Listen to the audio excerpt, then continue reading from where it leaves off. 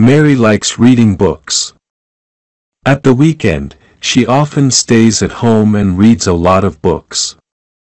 Her favorite stories are Aladdin and the Princess and the Frog. She likes reading books because it helps her to learn new words. Every time she learns a new word, she will write it in her notebook and reads it out loud. At the moment, she is reading a ghost story. It is very scary, but she likes it because the main character is very kind. The story also has a lot of new vocabulary, so she still likes to read it.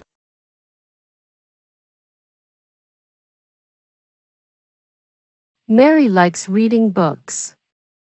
At the weekend, she often stays at home and reads a lot of books. Her favorite stories are Aladdin and the Princess and the Frog. She likes reading books because it helps her to learn new words. Every time she learns a new word, she will write it in her notebook and reads it out loud. At the moment, she is reading a ghost story. It is very scary, but she likes it because the main character is very kind. The story also has a lot of new vocabulary, so she still likes to read it.